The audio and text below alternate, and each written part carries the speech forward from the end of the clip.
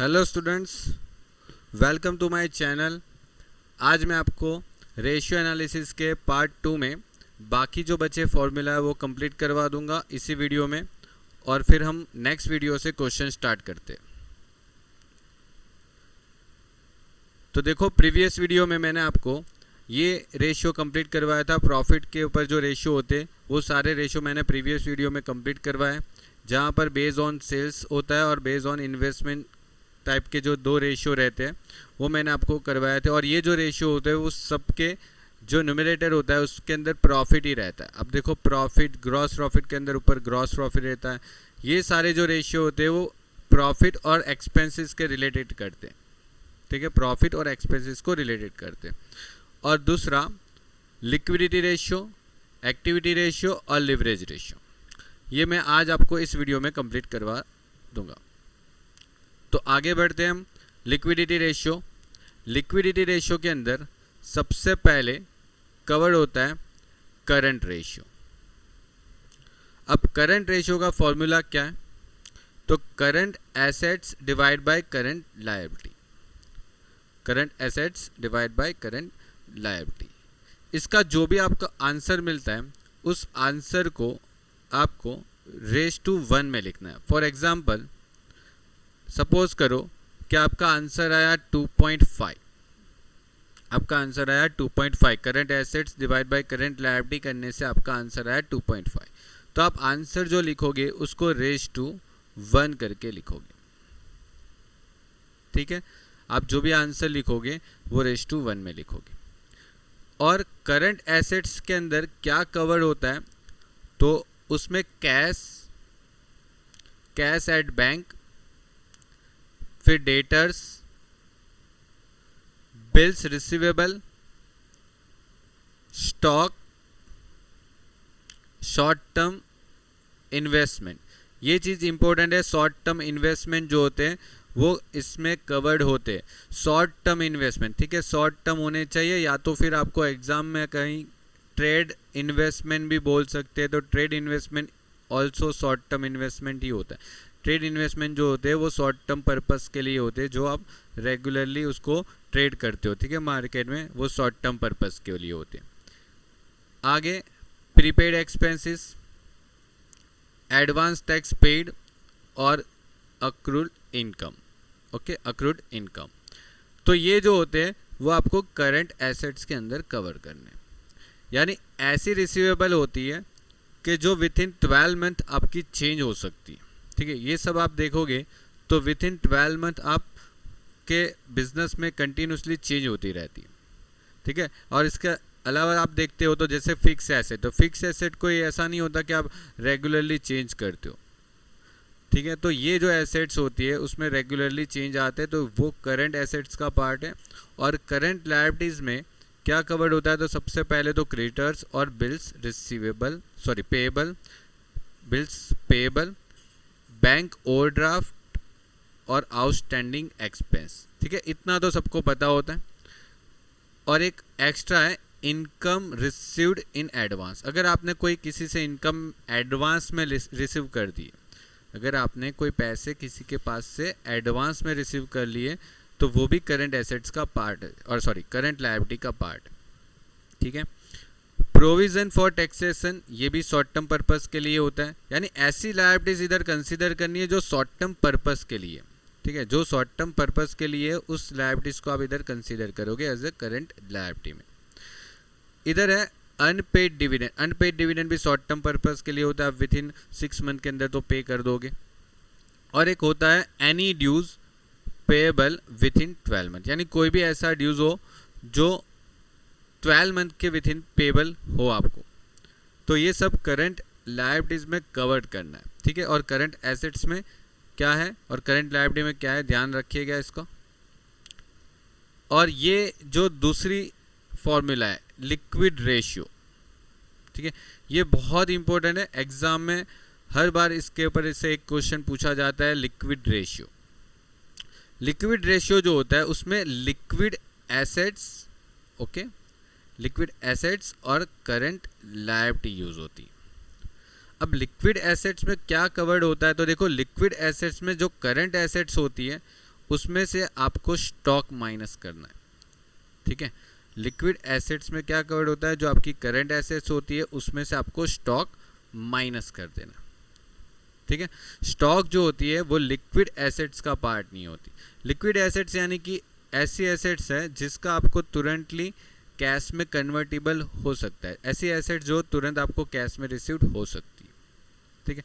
तो current assets में से आप स्टॉक माइनस कर दोगे तो आपको मिल जाएगी लिक्विड एसेट्स, और करंट लायबिलिटी डिवाइड होती, ठीक है, करंट लायबिलिटी डिवाइड होगी। चलिए तो आगे बढ़ते हैं। लिक्विड रेशियो के बाद होता है क्विक रेशियो। क्विक रेशियो में उसको बोला जाता है एक एब्सोल्यूट लिक्विड रेशियो भी बोला जाता है, कभी एक एब्सोल्यूट लिक्विड रेशियो भी वर्ड यूज़ करते हैं, और एसिड टेस्ट रेशियो भी वर्ड यूज़ कर सकते हैं। और उसकी फॉर्मूला क्या है, तो उसमें क्विक एसेट्स होती है और डिवाइड में क्विक लायबिलिटीज। ये जो जितने भी रेशियो है उसका जो आंसर आएगा उस आंसर को आप रेश टू 1 करोगे, ठीक है। जो भी आंसर आएगा उसका रेश टू 1 करते हो, ठीक है। इसमें भी जो भी आंसर आता है उसको आप रेश टू 1 करोगे, ठीक है। उसका जो भी आंसर आएगा उसको रेश टू 1 करोगे आप। चलिए तो आगे बढ़ते हैं। अब देखो क्विक एसेट्स में कौन सी एसेट्स कवर होती है, तो देखो ऐसी एसेट्स कवर होती है जिसको आप तुरंतली कैश में कन्वर्ट कर सकते हो, ठीक है, तुरंत ऑन द स्पॉट, ठीक है। जैसे आपकी मर्जी है तब तक आप कैश में उसको तुरंत कन्वर्ट कर सकते हो। लाइक जैसे कि कैश ऑन हैंड, इसको तो कैश में कन्वर्ट करने की ज़रूरत नहीं होती। कैश एट बैंक, आप बैंक में जो पैसे रखे वो भी आपको जब चाहे तब आप निकाल सकते हो। तो ये ऐसी एसेट्स है जो आपको तुरंतली कैश में कन्वर्टेबल है। दूसरी बिल्स रिसीवेबल। अब बिल रिसीवेबल क्या होता है, आप जैसे बैंक में जाके तुरंत डिस्काउंट करवा सकते हो या तो किसी और से डिस्काउंट करवा सकते हो, ठीक है। तो इसीलिए बिल्स रिसीवेबल को भी इधर कंसिडर किया गया है। कुछ बुकों में आप देखोगे तो बिल रिसीवेबल को कंसिडर नहीं करते as a quick assets, but कुछ बुकों में एज अ नीचे नोट लिख के बताया गया है कि उसको हम तुरंत बैंक में जाके बिल डिस्काउंट करवा सकते हैं, इसी वजह से वो क्विक एसेट्स का भी पार्ट है। और एक है शॉर्ट टर्म इन्वेस्टमेंट, जिसको हम ट्रेड इन्वेस्टमेंट भी बोलते हैं, ठीक है। तो trade investment, short term investment, वो भी हम तुरंत मार्केट में जब चाहे तब बेच सकते हैं, तो वो भी क्विक एसेट्स का पार्ट है। तो ये चीज़ आप ध्यान रखना। आगे बढ़ते हैं हम। अब आते हैं लिवरेज रेशियो, ठीक है। अब लिवरेज रेशियो में सबसे पहला proprietary ratio, okay, proprietary ratio. अब इसकी फॉर्मूला क्या होती है, देखो इधर से फॉर्मूला मैं लिख के बता दूंगा आपको। देखो प्रोप्राइटरी रेशियो में फॉर्मूला है सबसे पहले proprietary fund,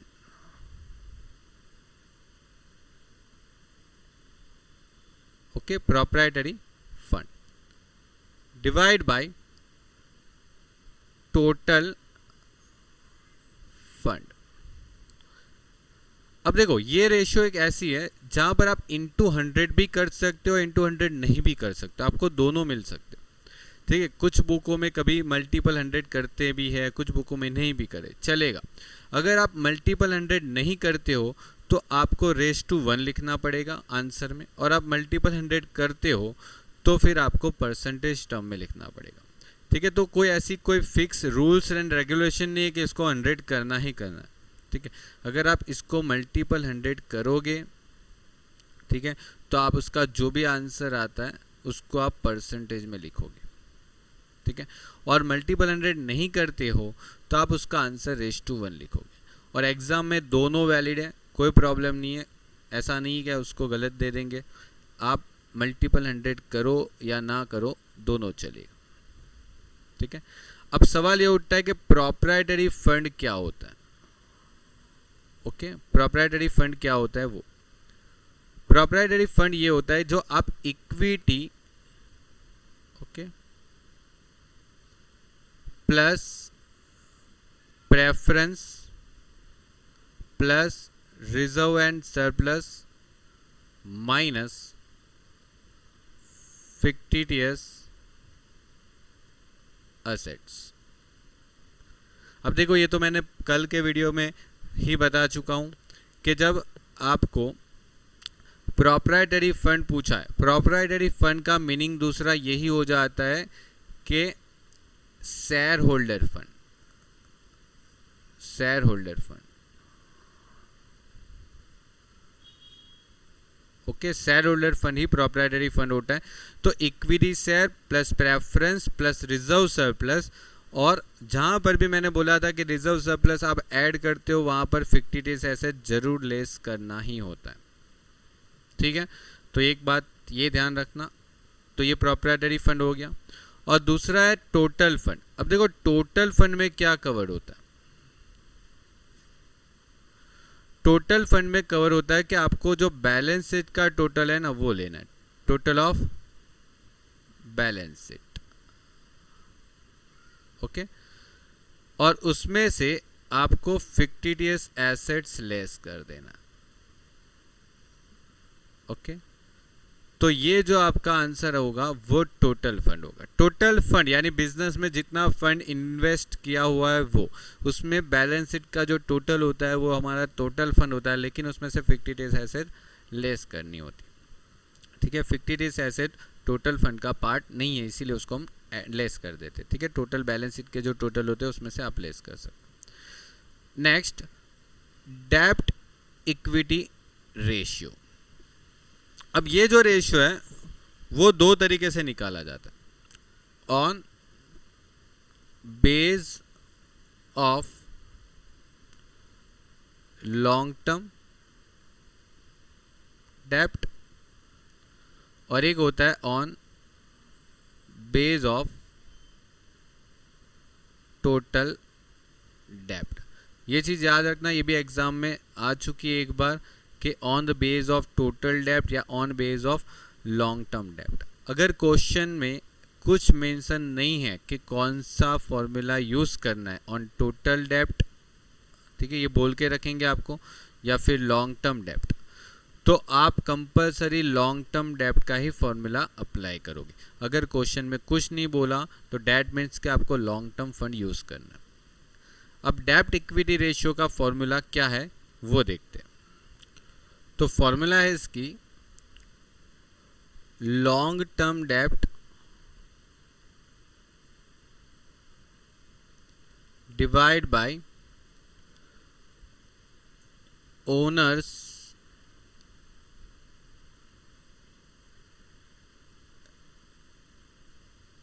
fund, divide by owner's fund into 100। ठीक है, अब इसमें भी आप इंटू 100 नहीं करते हो तो आपको आंसर किस में लिखना है, रेस टू 1 में। अगर इंटू 100 करते हो तो आप परसेंटेज में लिखोगे, चलेगा। दोनों वैलिड है, मैं बोल रहा हूँ आपको, दोनों एग्जाम में वैलिड है। अब लॉन्ग टर्म डेब्ट में कौन कवर्ड होता है? लॉन्ग टर्म डेब्ट में, लॉन्ग टर्म डेब्ट में होता है एक तो डिबेंचर, फिर दूसरा है बैंक लोन, और एनी अदर लोन। ओके, कोई भी अदर लोन हो सकती है, वो सब लॉन्ग टर्म डेब्ट का पार्ट। ठीक है, अगर आपको बैंक लोन लिख के दे रखे या तो फिर अदर लोन लिखे बट आपको लॉन्ग टर्म में हो। ठीक है, आपके पास देखो बैलेंस शीट में दो टॉपिक होते हैं, एक तो लॉन्ग टर्म और एक शॉर्ट टर्म। तो अगर लॉन्ग टर्म में लोन लिखी है तो आप लॉन्ग टर्म समझोगे। ठीक है, सीधी बात है, लॉन्ग टर्म में अगर आपको कवर करके दे रखी है तो आप लॉन्ग टर्म में ही कवर करोगे उसको। और एक दूसरी चीज़ है बेस्ड ऑन टोटल डेब्ट। अब इधर होता है टोटल डेब्ट और डिवाइड होता है ओनर्स फंड इनटू 100। अगर इसमें इनटू 100 नहीं करते हो तो भी चलेगा, वैलिड है। ठीक है, और एक इसमें टोटल डेब्ट में क्या कवर्ड होता है? तो टोटल डेब्ट में एक तो लॉन्ग टर्म डेब्ट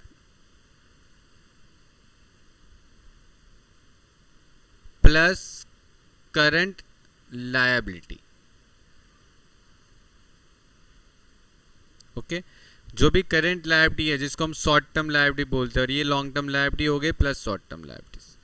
अब ये ओनर्स फंड मीन्स क्या होता है? अब ओनर्स फंड का मीनिंग ये होता है जो शेयर होल्डर फंड होता है वही ओनर्स फंड होता है। मेरी बात ध्यान से सुन लेना, ओनर्स फंड यानी जो शेयर होल्डर फंड होते हैं वही ओनर्स फंड होता है। मैं इधर लिख देता हूं owners fund equal to shareholder fund. Shareholders fund जो होते हैं वही ओनर्स फंड होते हैं। और मैंने शेयर होल्डर फंड्स में क्या क्या कवर होता है वो प्रीवियस वीडियो में आपको कवर करके दिया है, कैसे याद रखना है वो भी मैंने बोला था। इसमें क्या क्या कवर होता है, एक तो preference share, equity share, reserve surplus और फिक्टिटिस एसेट आप उसमें से लेस करोगे। ठीक है, तो ये जो होते हैं वो ओनर्स फंड होता है। प्रोप्राइटरी फंड को भी ओनर्स फंड ही बोलते हैं, ये ओनर्स फंड ही हो गया। प्रोप्राइटरी फंड का मीनिंग ओनर्स फंड ही हो जाता है। ठीक है, तो इस स्लाइड में आपका लगभग सब कवर हो गया। ओनर्स फंड किसको बोलते हैं, प्रोप्राइटरी फंड किसको बोलते हैं। ठीक है, लॉन्ग टर्म बेसिस पे इक्विटी डेब्ट इक्विटी रेशियो और शॉर्ट टर्म बेसिस पे भी इक्विटी रेशियो पूछ सकते हैं, या तो दोनों का मर्ज करके भी पूछ सकते हैं टोटल डेब्ट पे। ठीक है, चलिए तो आगे बढ़ते हैं। Capital gearing ratio, capital gearing ratio की क्या फॉर्मूला है वो देखते हैं। चलिए, तो कैपिटल गियरिंग रेशियो की फॉर्मूला है, ध्यान दो, debenture okay plus preference share capital okay, और डिवाइड होगा इक्विटी शेयर कैपिटल। ठीक है, इसका जो भी आंसर आएगा वो आप रेश टू 1 लिख सकते हो। इसका जो भी आंसर आता है वो आप रेश टू 1 लिख सकते हो। ठीक है, और अगर इंटू 100 किया है तो आप परसेंटेज में भी आंसर लिख सकते हो, परसेंटेज में। ठीक है, अगर आपने इंटू 100 किया है तो आप परसेंटेज में भी लिख सकते हो, अगर नहीं किया है तो फिर आप रेश टू 1 में लिख सकते हो। जो भी आंसर आया उसको रेश टू 1 कर दोगे। क्लियर, आगे बढ़ते हैं।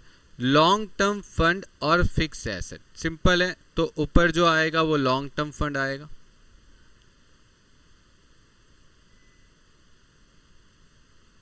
Divide by fix assets.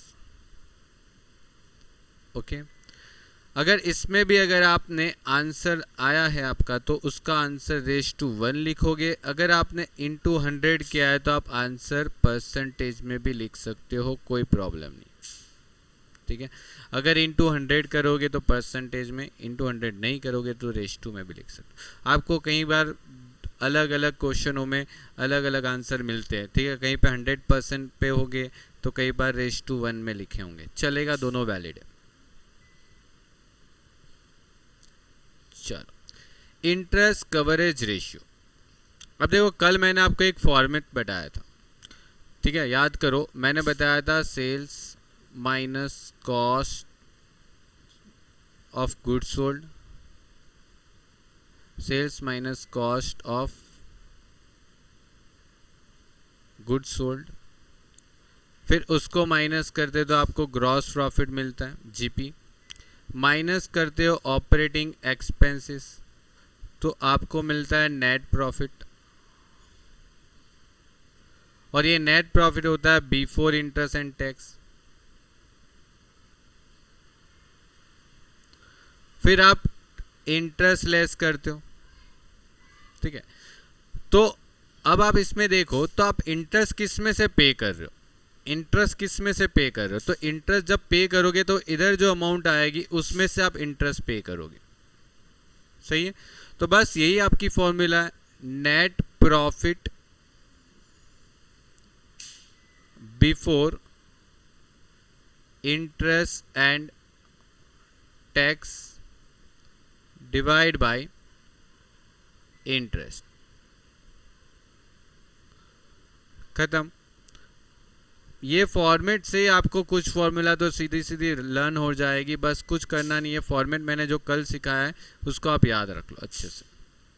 ठीक है, जो प्रीवियस वीडियो में मैंने आपको ये फॉर्मेट लर्न करवाया, इधर वापस नेट प्रॉफिट आएगा। ओके, और ये जो नेट प्रॉफिट होता है वो आफ्टर इंटरेस्ट होता है, लेकिन बिफोर टैक्स होता है। ठीक है, फिर उसमें से हम टैक्स लेस करते थे, और टैक्स लेस करने के बाद आपको नेट प्रॉफिट मिलता है आफ्टर इंटरेस्ट एंड टैक्स का। कंप्लीट। तो बस इस तरीके से याद रखो, इजी रहेगा आपके लिए। और इसका जो आंसर आएगा वो आंसर आपको टाइम्स में मिलेगा। किसमें? टाइम्स में। यानी अगर इसका जो आंसर आया उस आंसर को आप लिखोगे टाइम्स में,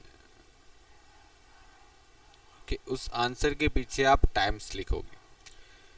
ठीक है, इसका मीनिंग ये होता है कि अगर आपके पास net profit before interest tax अगर 5 लाख है और आप 1 लाख का इंटरेस्ट पे करते हो, 1 लाख का इंटरेस्ट पे करते हो, तो आपको क्या करना है, ये 1 लाख आ गया, ये 5 लाख और 1 लाख को डिवाइड कर दो, और डिवाइड करने से आपको आंसर मिलता है 5, और ये जो 5 मिला उसके पीछे आप टाइम्स लगाओगे, 5 टाइम्स। यानी आपके पास इतना प्रॉफिट है जिसका आप 5 टाइम्स इंटरेस्ट भी पे कर सकते हो। यानी आप इंटरेस्ट को 5 बार तक पे कर सकते हो, 1 लाख करके 5 टाइम्स तक पे कर सकते हो।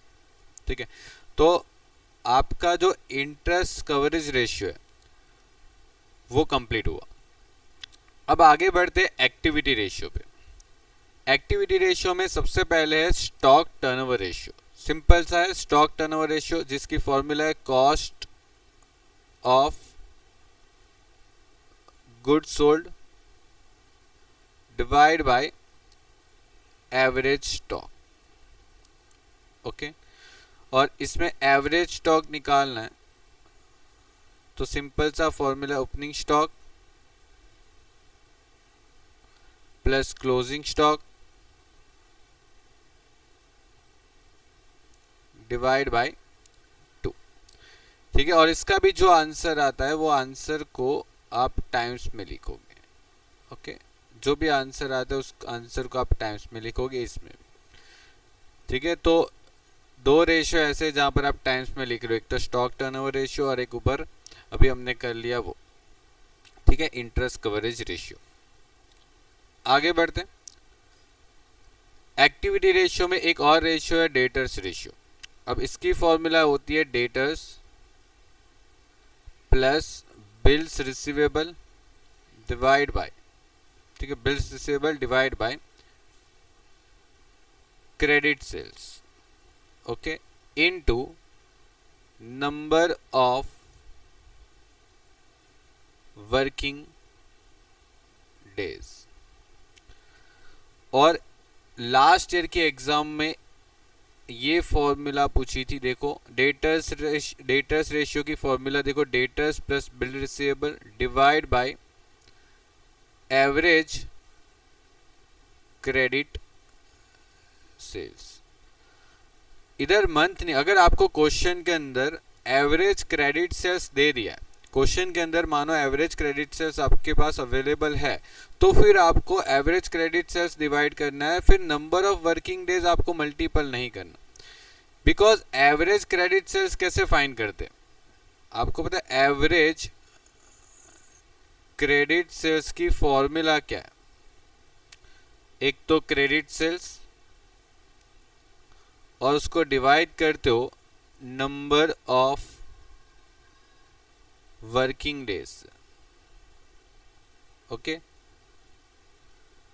तो सोचो अगर आप एवरेज क्रेडिट सेल्स की जगह पर उसकी फॉर्मूला अप्लाई करते हो तो जो ऊपर फॉर्मूला लिखी है वही बनने वाली है वापस फिर से। ठीक है, अगर इसके जगह पर आप ये फॉर्मूला अप्लाई करते हो जैसे कि debtors plus bills receivable divide by average credit sales की जगह पर आप ये फॉर्मूला पुट कर दो, क्या, credit sales divide by number of working days.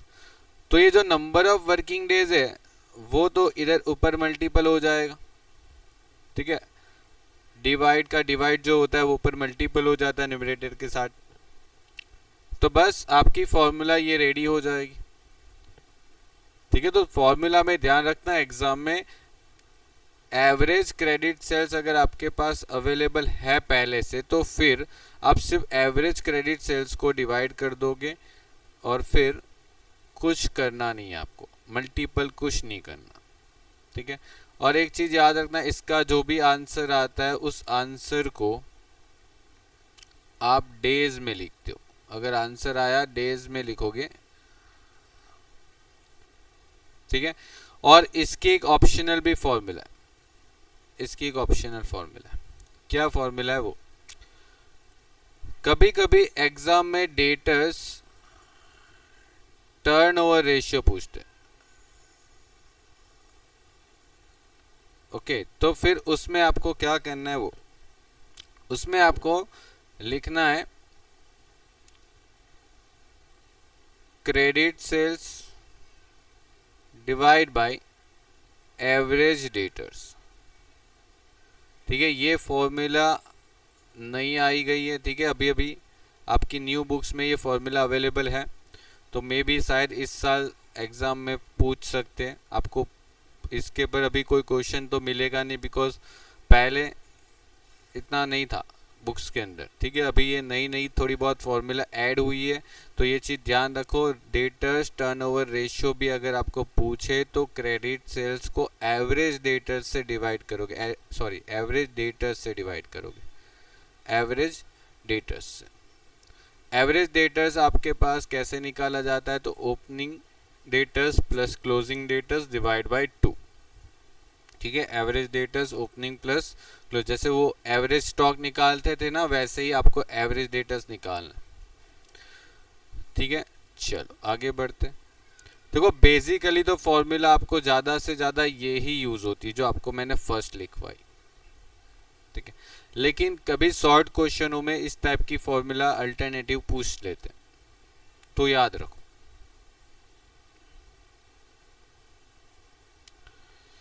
चलो अब क्रेडिटर्स रेशियो तो एकदम सिंपल है, आपको एक क्रेडिटर्स लिखना है प्लस बिल्स पेएबल, ओके, और डिवाइड करना है credit purchase, okay, into number of working days. और इसका भी जो आंसर आएगा वो आंसर के पीछे आप डेज लिखोगे, ठीक है। आंसर के पीछे आप क्या लिखोगे, डेज। देखो एक चीज ध्यान रखना, क्रेडिटर्स जो होते हैं वो परचेस को रिलेट करते हैं, ठीक है। अगर आप परचेस करोगे, क्रेडिट परचेस करोगे, तो वो क्रेडिटर्स क्रिएट होते हैं, इसीलिए उसके लिए परचेस यूज होता है। और जब डेटर्स होते हैं उसके लिए आप क्रेडिट सेल्स यूज करते हो, ठीक है। तो ये दोनों थोड़ा डिफरेंस ध्यान रखना। और एक खास चीज, जब आप इधर डेटर्स टर्नओवर रेशियो यूज करोगे ना, डेटर्स टर्नओवर रेशियो, तो उसका जो आंसर आएगा वो टाइम्स में आएगा, ठीक। उसका जो भी आंसर आता है वो आप टाइम्स में लाओगे, ठीक है।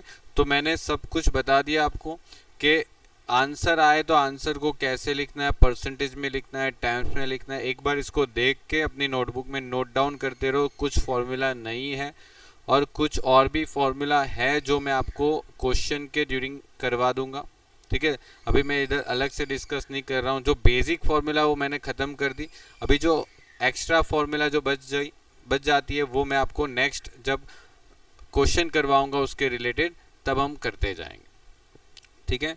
चलो बाय।